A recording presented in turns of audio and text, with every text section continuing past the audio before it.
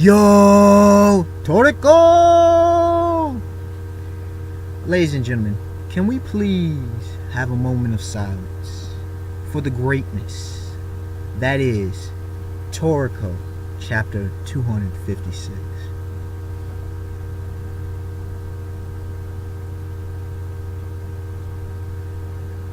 Now, as I've said in the past, if you are not reading Toriko, I don't know what you're doing.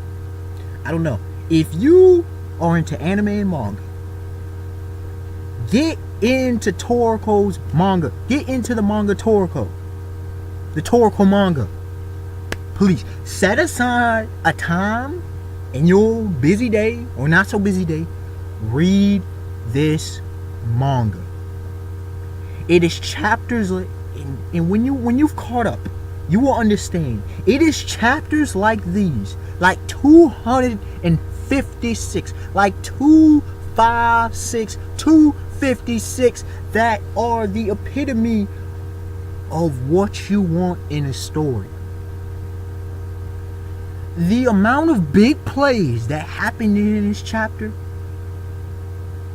surpassed the amount of big plays that happened in One Piece chapter. This week's chapter of One Piece. Okay? Y'all don't know my reaction. I'm just glad I didn't do a live reaction of this chapter. Because it's like, if you have not read this chapter, stop my video, read the chapter. Enough said. Now,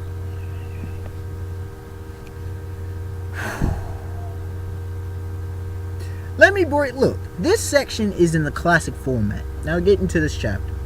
Okay, this chapter is in the classic format. The three section. There's three parts. I will, introduce each part, what they should be called, and then go into each part. And y'all know how I give my analysis, and then we good. We're done. Part 1. Simply put, he awakens and kings begin to shake. Kings begin shaking. Part 2.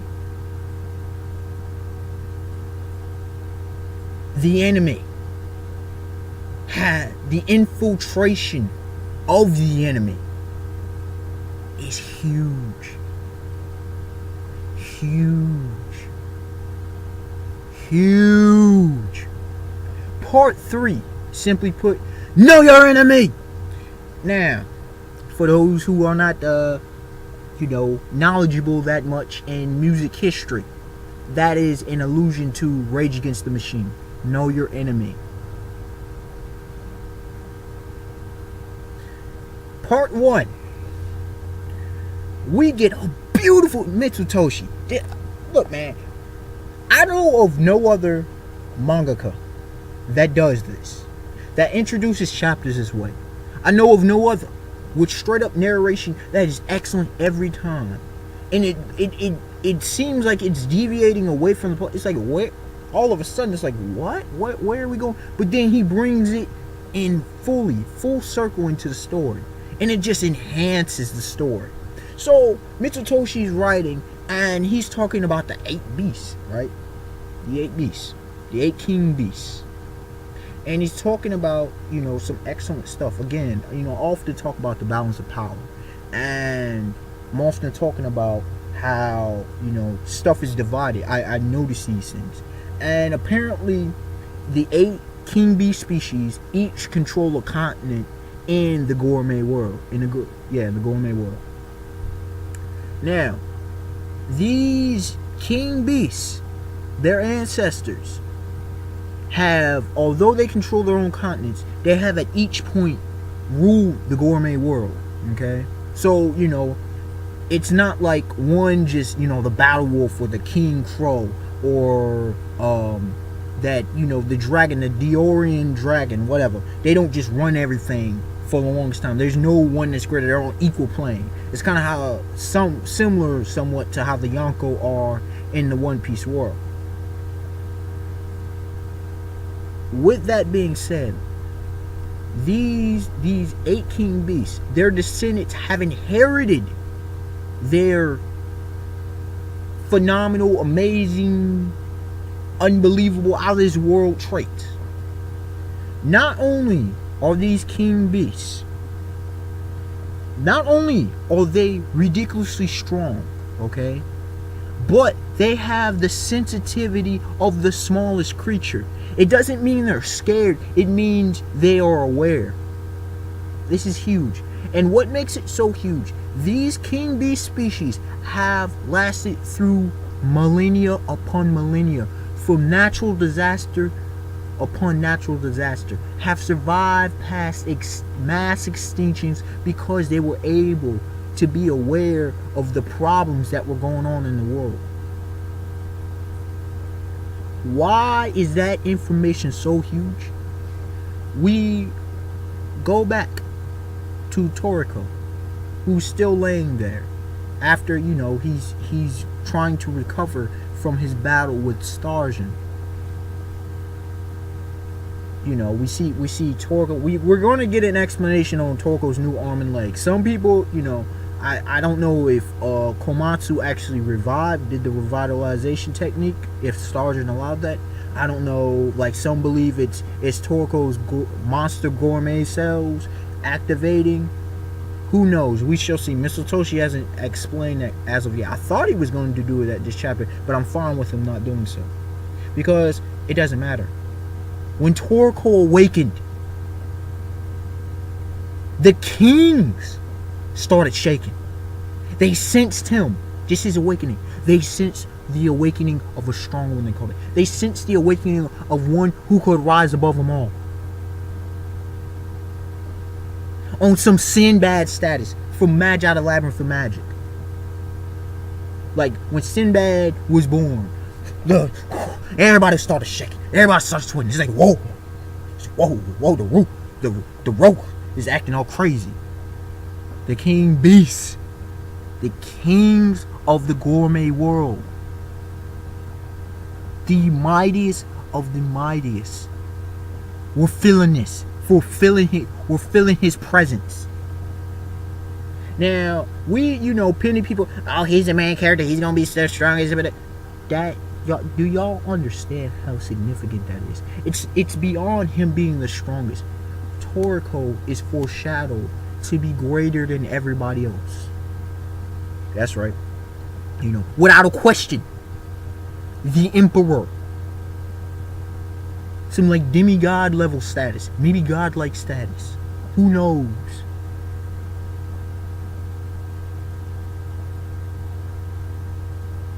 That's just huge in of itself. Moving on to part 2, we switch over to the and I have to add this. We see the meteor spice is raining down. Toriko can't move. Toriko can't move. Huge. So what's gonna happen? He's gonna survive, but he's not in a position to help himself. So is anybody gonna come around? Sani, Zebra? What's gonna happen? Part 2. Huge. Just, oh my goodness.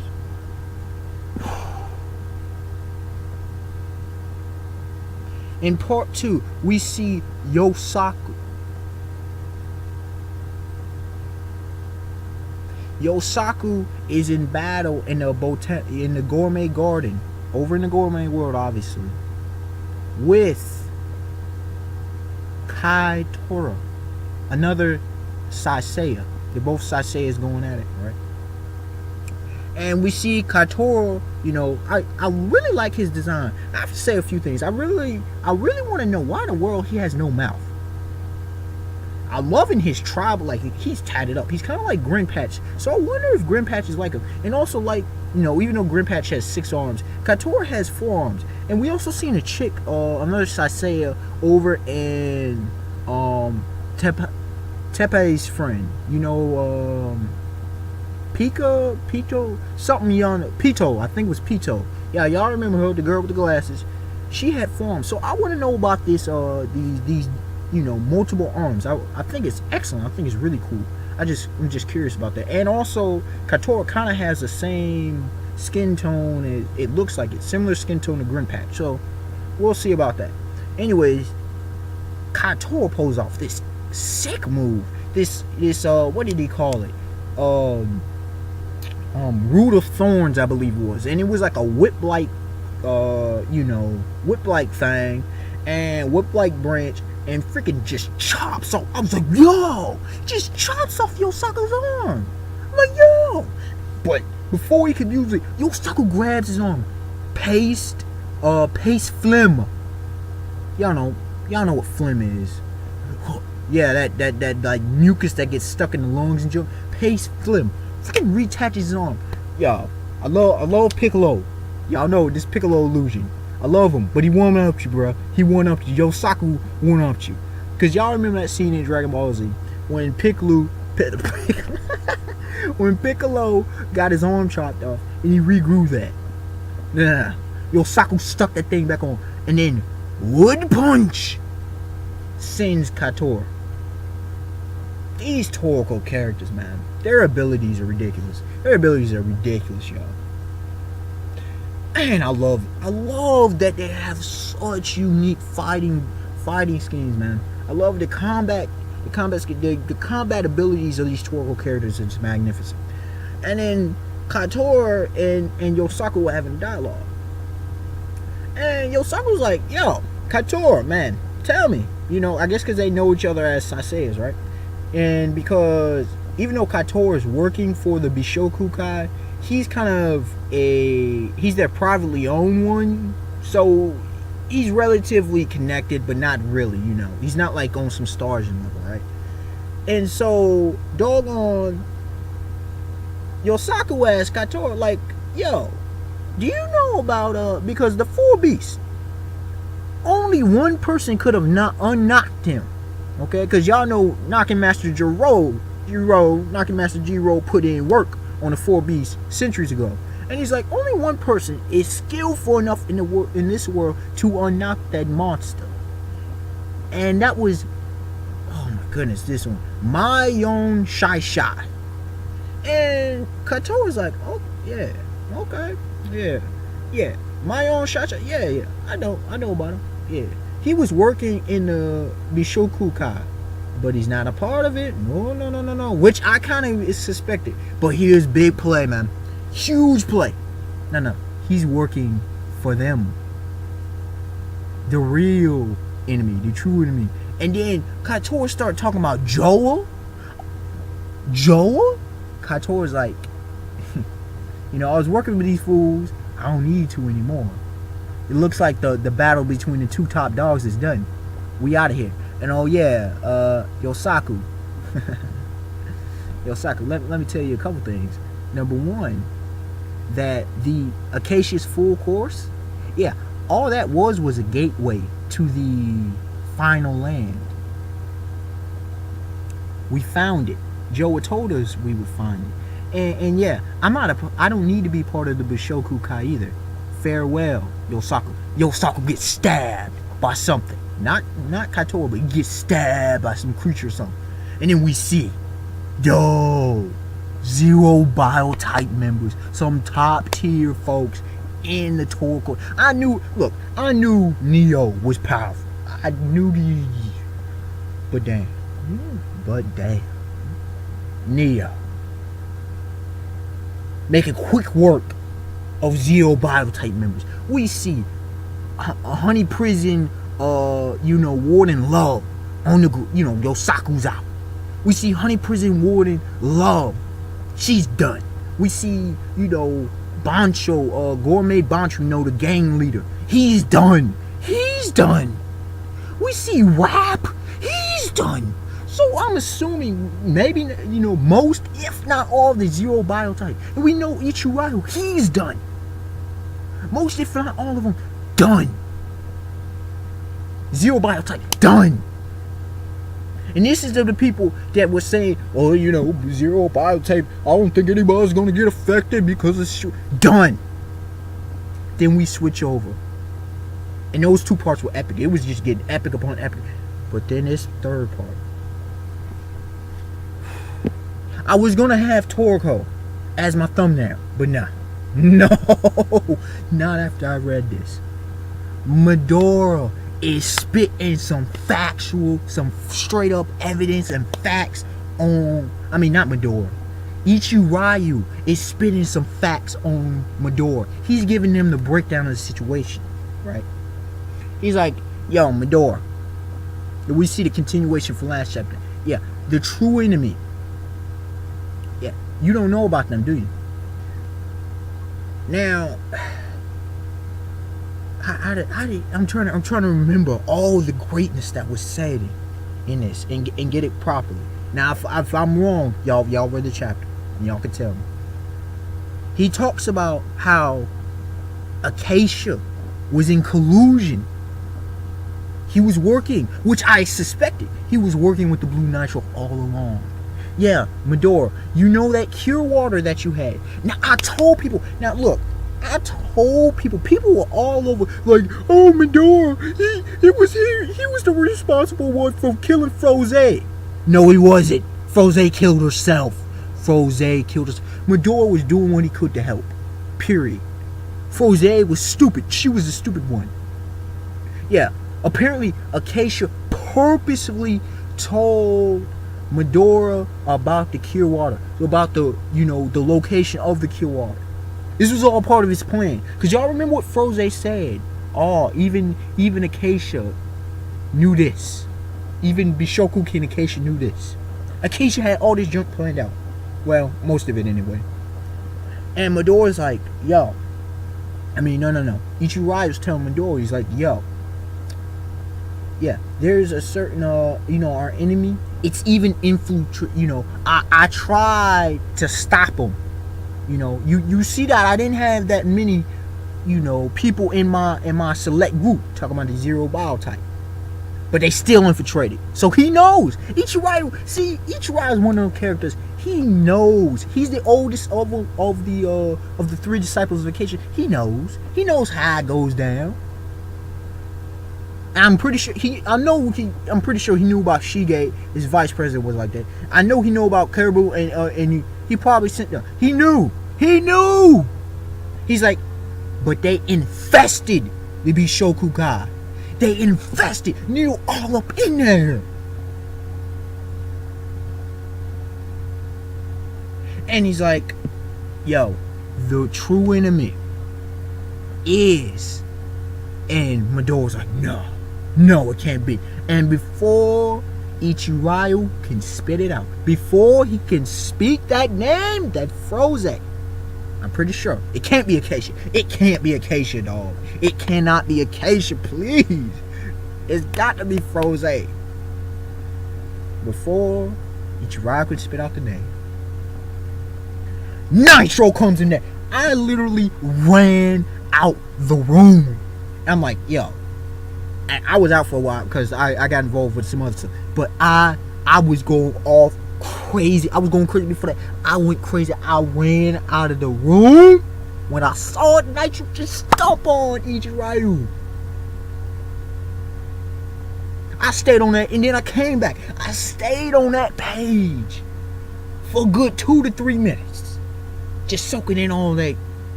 And then like, yeah. I guess it was Blue Nitro, cause this dude, son of a gun, was huge. Joker was tall. He was huge. It's Blue Nitro. Stomps on Ichiryu. End of the chapter. Last page. Midori confirms that Blue Nitro, huh? This dude's looking, and that y'all see my thumbnail. That's that look. So, are we gonna see Midori face off against a Blue Nitro? Y'all remember how and I know King of Lightning was pissed about how we saw nothing with the blue. Apparently we're gonna see something now. Apparently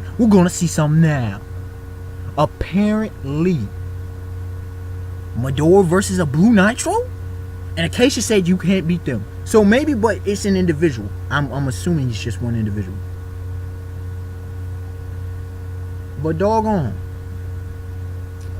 I would like to say, I have to say this, and I know this video long, but I don't care. because this video deserves all the time it gets because of this chapter.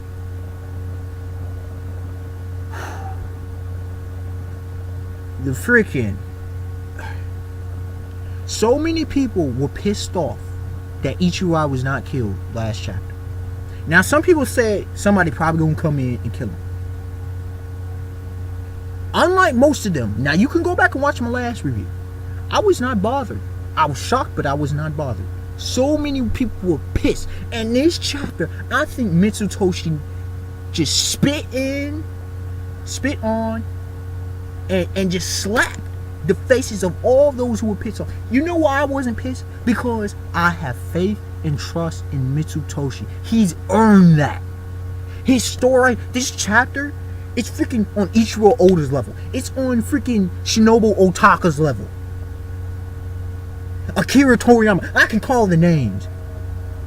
Togashi's level. He doesn't pull a Kishimoto. He doesn't pull a Tite Kubo. Yes, I'm calling out Naruto and Bleach. He doesn't retcon. No. What does he do? He shocks us. He surprises us.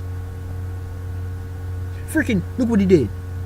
Tamiwa was killed by Sani. Tengu Bronchi. Killed, defeated and led to the death. Tengu, who we just met this arc, defeated and led to the death of First Branch Chief Elg.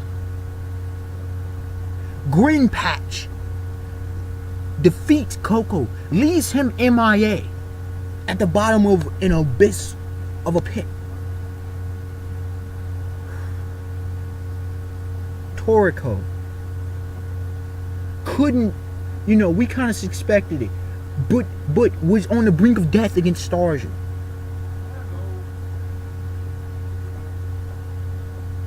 Yeah, Toriko, man.